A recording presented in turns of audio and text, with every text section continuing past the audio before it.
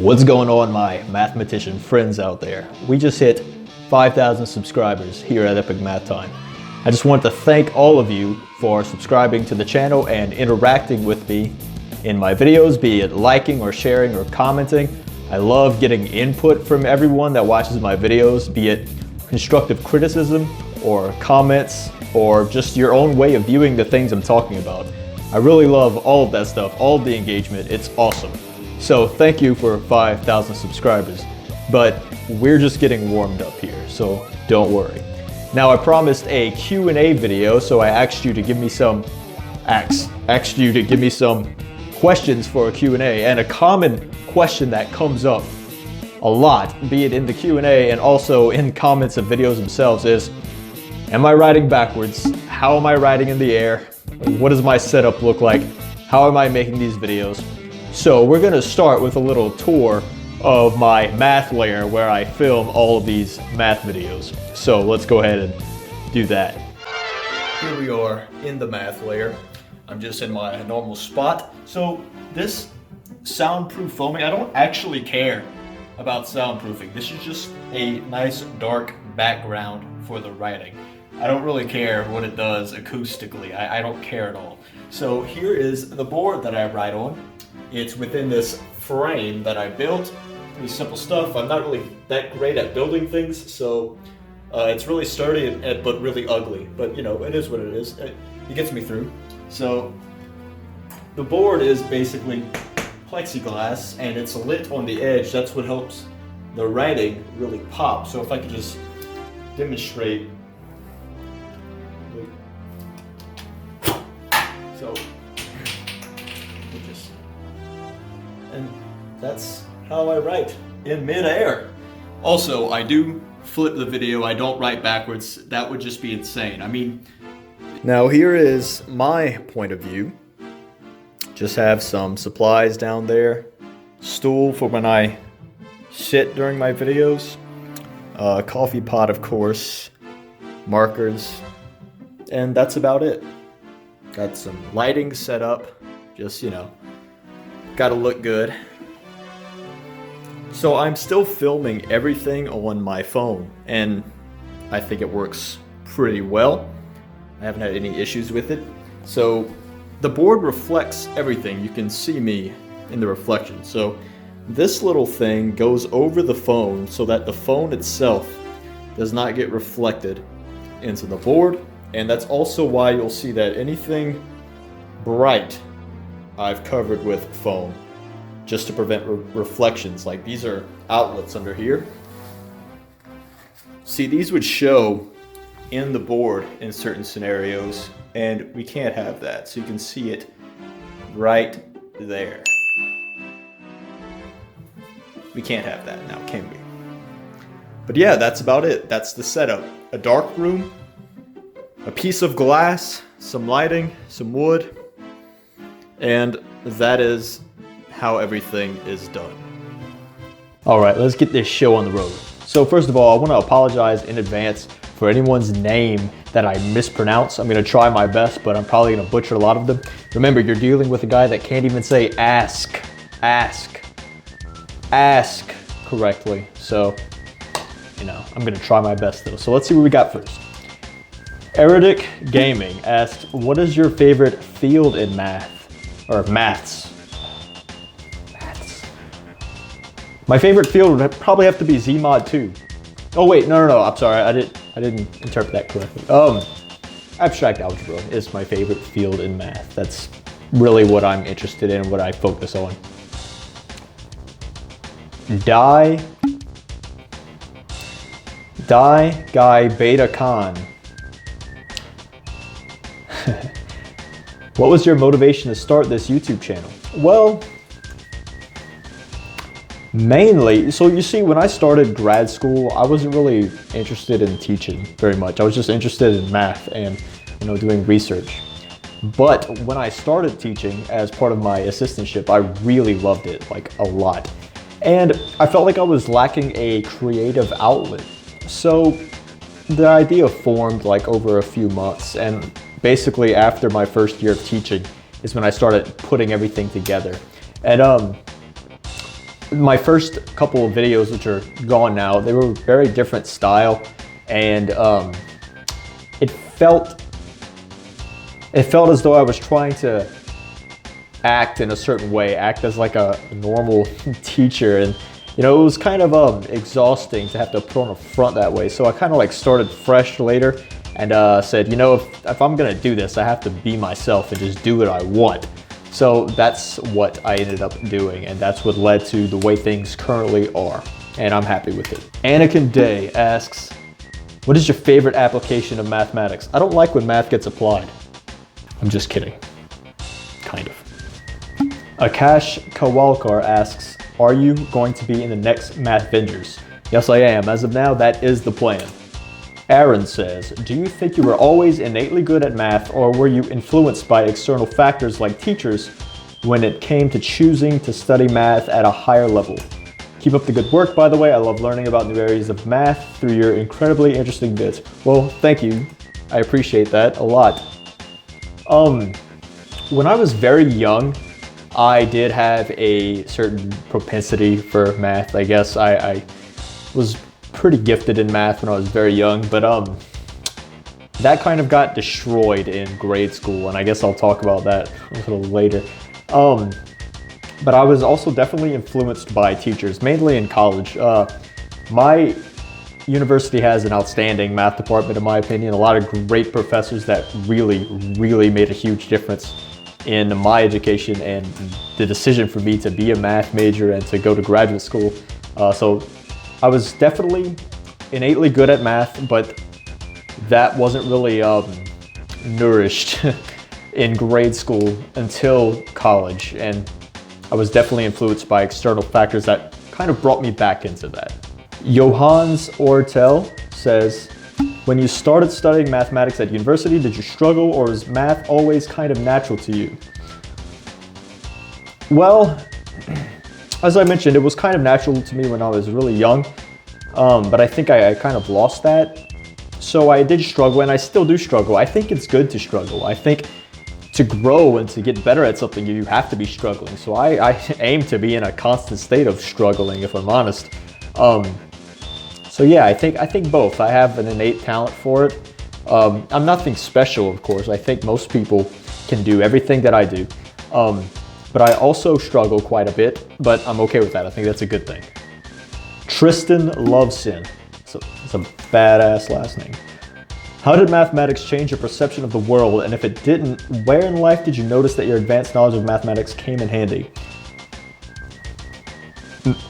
It definitely changed my perception of the world, but in a way that's very hard to explain. Mainly after the class where math majors learn to write proofs and to do propositional logic and set theory, getting well versed in that really did change the way I view things and think of things. But it's hard to come up with an example right now, so I'm sorry, this is probably not a great answer, but you know, I try my best. So I would say yes, it did change how I think of things, but it's hard for me to verbalize how. Ryan Nelms, if you had to fight one mathematician from history as part of the PhD process, which would you choose and why? Well, that's easy, Galois, because A, he died in a duel, so he has a losing record, and B, he died at 19, so he probably wasn't even fully physically developed yet. It's probably kind of weak. Okay, that was extremely disrespectful to like one of the best mathematicians that ever lived, so I apologize. Kobe Mop, do you like physics? What made you not want to study it? Yes, I love physics.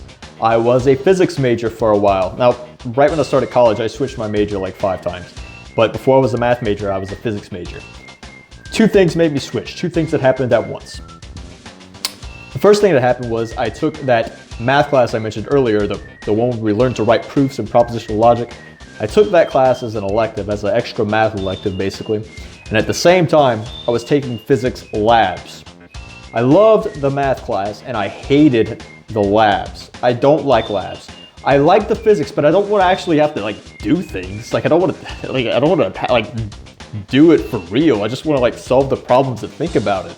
Moises Solis asks, what are some of the problems with academia, specifically in the field of math? Well, I'm not so sure about academia. I'm sure there are problems, but I'm not familiar with them personally. but I do have a lot of issues with math education for grade school. I can't stand the way it's taught. Like I mentioned, I had an extremely high interest in math when I was like a very young child. I was pretty good at it, and grade school destroyed that for me. I don't want to bitch too much, but I am kind of salty about this because I have no idea where I'd be if that innate, interest was like actually nourished through my, childhood and teens and early 20s, in fact. The issue is that you're taught in such a way that like you're taught to apply it without caring how it works. It's almost as if you're taught in a way that you're not worthy of understanding how it really works. And you're brought along as a spectator and you have to learn rules. These things aren't rules. When we learn about how cells divide through mitosis, those are not called rules, and you don't accept that on authority. You accept it because that's the way it is, and if you were in the position of the biologist that discovered that, you would make the same discovery. So the problem I have is that I don't like the way math is taught in grade school for the most part. Kids are perfectly capable of learning set theory and propositional logic. They're perfectly capable of teaching math, and students are perfectly capable of learning math in a more mathematically appreciative way. Teach it like it's a science class. It's supposed to be interesting, not that you're learning formulas that you have to memorize to solve this type of problem. Why? Because we said so? Not a fan of that. But I don't know much about education, so maybe I don't know what the hell I'm talking about. That was just my experience. Darshan Govender asks, what is your favorite thing about math? Well, there's a lot of things that I really like about math. Two really come to mind right now.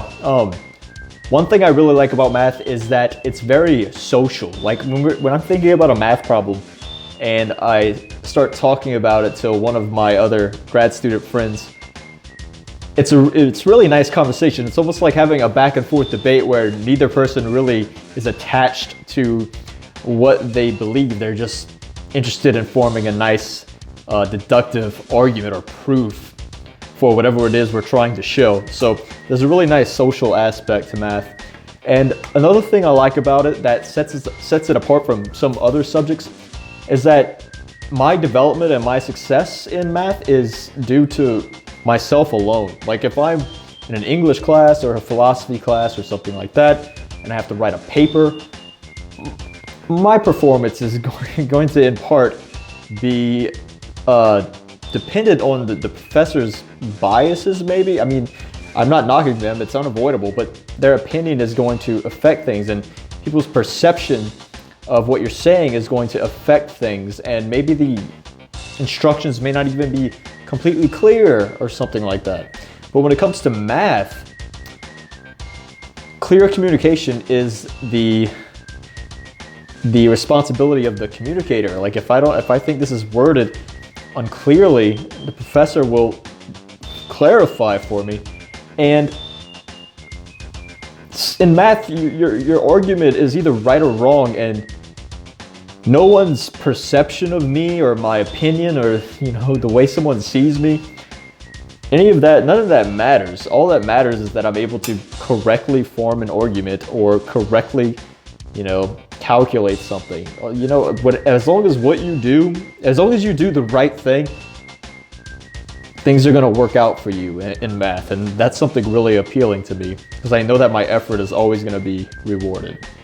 Joseph Hart asks, what aspects of your university helped you the most in excelling at your studies as an undergraduate and a graduate? So, as I mentioned, my university has an awesome math department, in my opinion. So the best aspects of my university that helped me was definitely the professors and the feeling of a community that the math department had. A lot of great professors really influenced me and really believed in me and really made a difference. So I would say definitely the professors at my university was a big factor in everything, and how my life is turning out and how my career is turning out. Definitely the professors and the people. Razvan Tepano asks, did you go to Math Olympiad as a high school student? Dude, I don't even know what that is. Look, like I mentioned, I definitely fell out of the math. Like as a very young child, I really adored math and I was really good at it. You know, as good as you think a kid can be, you know, as much as, you know, whatever that means. But like through grade school and through high school, I did not care about math at all. I did not see calculus until I was like 20 years old in college. I failed Algebra 2 in high school, and I just did not care about math at all. It wasn't because of the teachers or anything. Like I failed Algebra 2 in high school because like I just didn't care. Like it did not appeal to me whatsoever. So the whole math thing for me is definitely something that, you know, as a kid it was there, and then I rediscovered it in adulthood like by chance. And I'm really, you know, happy about that, but I have no idea where I'd be if I actually kept that passion through my whole, you know, developmental years or whatever. But no, I didn't go to whatever that is, Math Olympiad. I think I know what that is actually, maybe, I'm not really sure. So I'm just go ahead and say, no, I didn't. And I'm not 100% sure what that is. Aaron asks, what math classes had you taken your first 2 years of college? So, like I mentioned, my first 2 years of college, I didn't know what the hell I wanted to do. I switched majors quite a bit. I believe probably like pre-calculus and something. I don't remember. I'm older than a lot of you probably think. I'm 29 years old, so I don't remember. I started college right out of high school. Didn't know what I wanted to do for like 3 or 4 years. Eventually became a physics major. I was like, you know, I always liked physics, and you know, I have already explained the rest. Chemistro or Chemistro? What is your advice for starting a YouTube channel?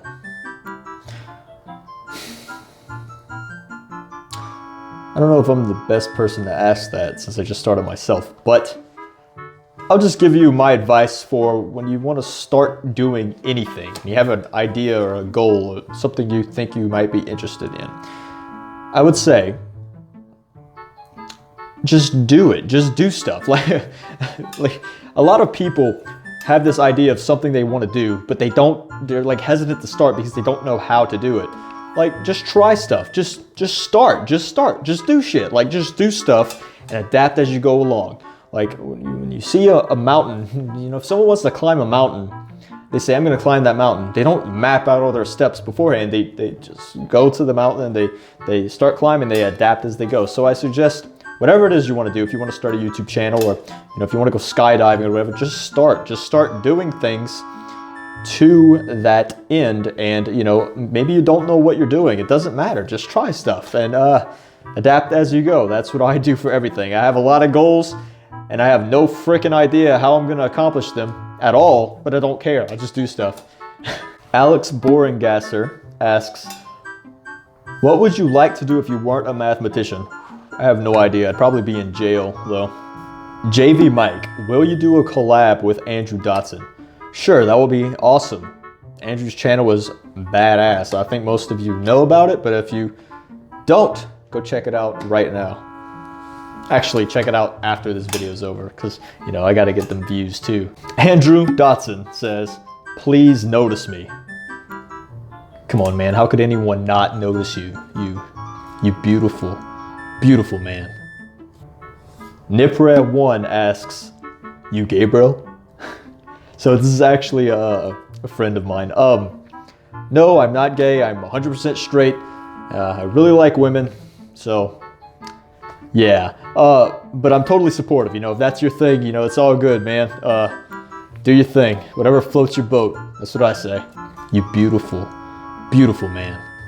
Tommy asks, besides fitness and mathematics, what are your hobbies and or side gigs? Well, to be honest, the grad school thing and the YouTube thing and trying to kind of retain somewhat of a good physique and stay sort of in shape really takes up like the vast majority of my time. I like outdoorsy stuff despite my current pasty complexion. I got into traditional archery a few years back. That's a really nice hobby if you're looking for something like meditative. It's really, really awesome. Other than that, you know, just normal stuff. You know, I like to go, you know, to bars with my friends and, you know, just normal stuff. So, you know, when I'm not being a mathematical superhero, I'm just a normal guy, I guess. TV shows though. So I used to watch this show. It's called I forgot the name. I think it's called like Game of Thrones or so. It's called Game of Thrones. I've started wiping it completely from my memory because you see, the first few seasons were amazing and then started to drop off, and then the last season that just finished, it was so bad that like people have asked me to rate it, and you know, like rate it out of 10, you're like I'm not gonna use numbers for something like that, man. It just doesn't feel right. But yeah, that's what the show was called. But I've become, you know, I started wiping it from my memory because, you know, none of it mattered in the end anyways. Okay, I knew I was gonna rant about this at some point in this video. I'm not sure it was supposed to go here. Yeah, I think I answered your question as best as I can, so.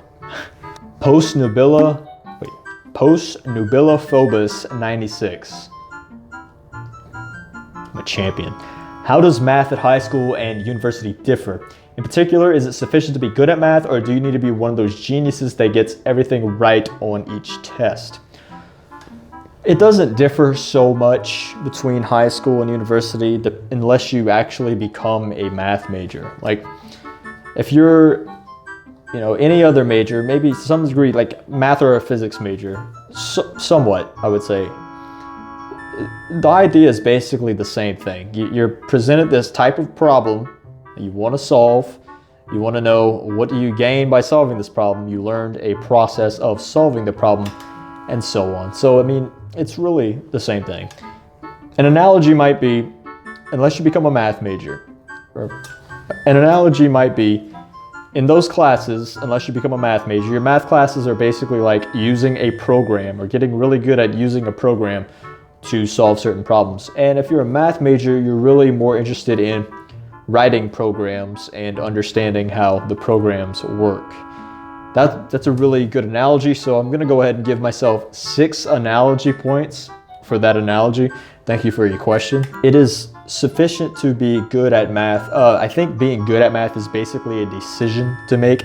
At the end of the day, math is just deductive reasoning, and being able to reason and use logic is literally what makes us human beings. So I think everyone, you know, generally speaking, people that can use logic and deductive reasoning are mathematicians. They just need to, you know, realize that. Like, you can go down the street and you can hear 2 children arguing, and one of them will give a proof by contradiction about why they're right about, you know, Spider-Man or whatever. I've seen that happen. So I think anyone can be good at math. It's just a decision you have to make, and you have to realize what it actually is. Carl asks, when did you realize that math was the subject you wanted to pursue in undergraduate plus graduate education? So I kind of answered that already. Basically, I was a physics major and I took the proof class and physics labs at the same time, and you know, that made me want to be a math major. But I can answer the graduate education thing. When I graduated with my undergraduate degree, I had some pretty good job offers. I had a job at IBM I could have went to. I also, you know, was thinking about teaching 8th grade. That would have been a disaster though. But I guess what made me go back to grad school is like the idea of not continuing to learn more math was weird to me. Like, that's a weird feeling, to just not continue learning more math. That was something that I thought was weird. So I was like, I need to go to grad school and, you know, keep learning this stuff. Loris DePlano asks, do you think it's a good idea to study math at a university if you really like the subject and want to do research, but you would never like to become a high school teacher? I want to study math, but I don't want to be a high school professor at all. So, I mean, where I am, if you're a math major, that really doesn't have anything to do with teaching high school, especially. If you're getting a math degree, that degree is designed for you to be a mathematician, to do math research, you know, but not teaching grade school. In fact, if you wanted to teach high school, you would need to get certified separately from your degree, because a teaching certification is not part of a math degree, unlike, say, a math education degree. So I would say you've described exactly what a math major is, so it's yes, it's a good idea. Do it, man. 588 Rafiq Yagoan asks, who is your favorite mathematician? I can think of 3. I would say Arthur Cayley, Galois, of course, and Hamilton. These are all algebraists. I'm interested in abstract algebra, so it's only natural I'd, name 3 algebraists, but that's what comes to mind right now. Mark S asks, what is your favorite theorem? I would have to go with Cayley's theorem, named after Arthur Cayley, that I just mentioned. It states that every matrix satisfies its own characteristic polynomial, which is really strange to me. Like, I remember learning about that and I was kind of surprised. And this also leads to something called the rational canonical form for matrices. Basically, each matrix or a square matrix has a certain polynomial associated to it. And it turns out, and this polynomial is on, the ring that the entries of the matrix are on. But it turns out that if you plug the matrix itself into the polynomial, taking a constant like 3 to be 3 times the identity matrix, and squaring to be, matrix multiplication and matrix addition, the matrix itself satisfies that polynomial, which was kind of weird to me at the time. Paramdeep Singh Oberoi, I'm very sorry for that. I tried. He asks, potato or potato? Hope that answers your question. Meteoridon asks, what is your view on tau versus pi? Okay, from what I can tell, tau is the natural mathematical constant that we should have used. Every result is nicer with it. Strictly speaking, when we think about a circle, we define it by its radius, not by its diameter. So I would say tau is the better constant, but I'm gonna stick to pi because I'm just stuck in my ways. So I'd say this is exactly the same matchup as metric versus imperial units. I'm gonna use imperial units because I'm used to them, even if I acknowledge that metric is better, Same thing here. I think tau is the better constant. I think it's mathematically natural and has better results, but pi looks cooler and the name is better, so I'm gonna stick with pi. Brain Gains says, congrats. Now, when are we collabing? I'm not sure the world is quite ready for that yet, but we'll do that soon. But we can't spoil it for everyone now, can we? Dante Noguera asks, how do you manage being stuck on an exercise? I just stop and go to a different exercise or do something different and let the problem kind of fester and torture me in my mind for a while. I'm not afraid to ask my professors for help anymore either. I have to do that pretty frequently now in grad school. Another thing that really helps is talking to your classmates about it, but don't talk to ones that have totally solved the problem. Talk to your classmates that are also stuck, because just a different view of the problem, or they might have a different problem than you do, and you can kind of like put the pieces together, and that's a lot better than just finding someone that can tell you how it's done. So I would say speak to people that are also stuck on the problem, ask your professors for hints, and just take a break from it and sleep on it maybe. But that's my suggestion there. Tiny Soccer Ball asks, will you ever do another fitness related video? Yeah, I could see that happening. If an idea comes to me, I can do that. Generally speaking, I don't like force video ideas. Like, I don't say, oh, I want to do a fitness video and try to think of a fitness video. I don't think that's going to lead to a good result. I just let my ideas come naturally and do that. So yeah, if it comes around, or someone emails me with a good suggestion for a fitness math video, I can definitely see that happening again. Pedro Arajo, will you do more math meme reviews? Yeah, of course, I'm going to do that. My first one, I think I have a lot to, improve on in my first one that I did. So, I'm going to keep doing those for sure, though. Hopefully I'll be good at it eventually. Mike says, I often struggle with the language that math textbooks use to explain things like proofs and theorems. What are some of the best tips you know for learning from the textbook or improving your math understanding in general? So, one thing I've noticed is that there are certain math books that I like the writing style, I like the language they use, and there are others that I don't. So, sometimes, people are just not gonna communicate with you in the way that you normally think, and I think that's okay. You're gonna find authors that you like and some that you don't like. Now, if it's the class textbook and you have to, use it, I would say just try to translate it in a way that helps you think, or write it in your own way, you know? Like sometimes you can be shown a concept and it's worded a certain way, and just getting the gears turning in your head to try to understand it may be pretty difficult, but if you just, but at the same time, you still kind of understand it. So just rewriting it in a more natural language to you can help, and then you would think of it that way from then on. You don't have to always think of things in the way the textbook words it. So I would say that what you're saying is normal, that everyone has their own natural language of speaking and communicating these ideas rigorously. And, you know, sometimes you want to find the authors that communicate with you in that way. And if you can't do that, just deal with it, I guess. Kayam Arain asks, do you study math on that board in your videos or on plain paper?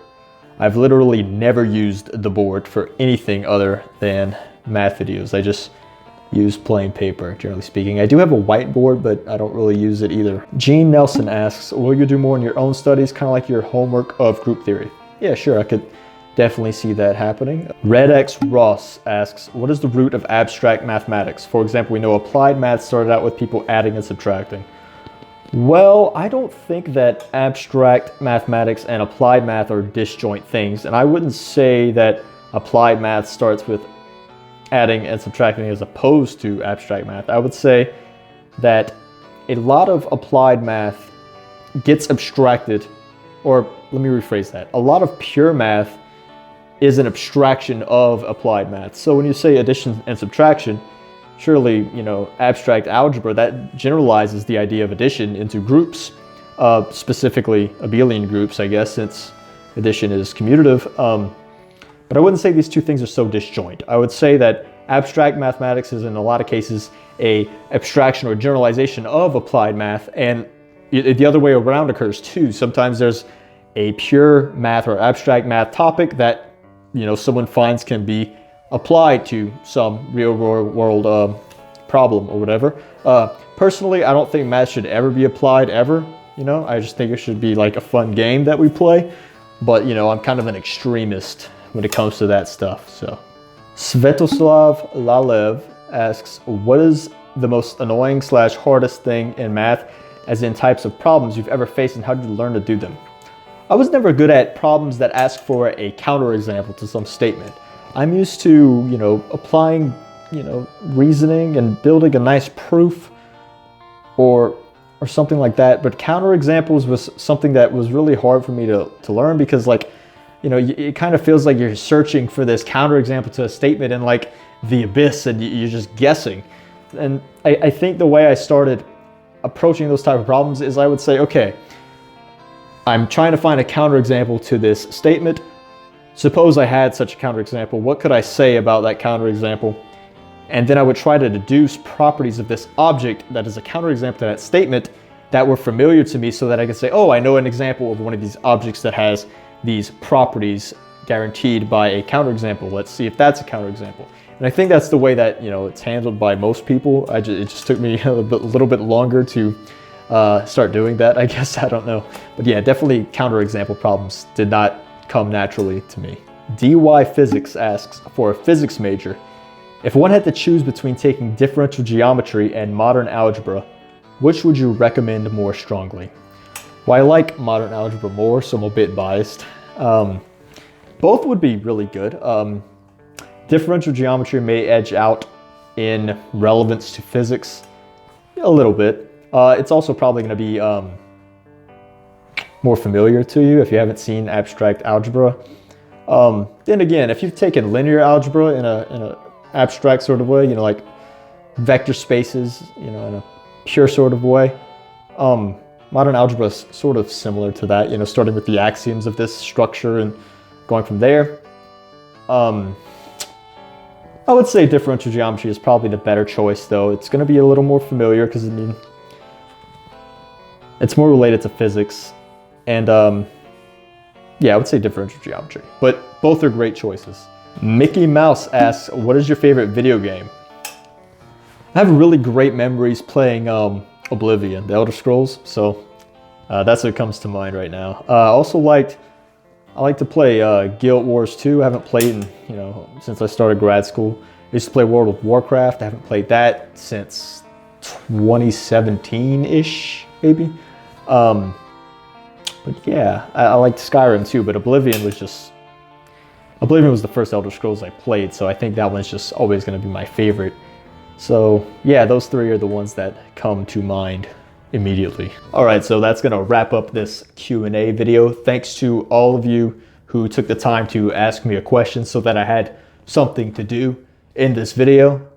Thanks again for 5,000 subscribers. Please continue interacting with me, commenting on my videos, telling me where I messed up, telling me what you liked, telling me how you view the topics that I'm talking about. All of that is very important to me, and I really appreciate it. So thank you all again, and I'll see you guys in the next video.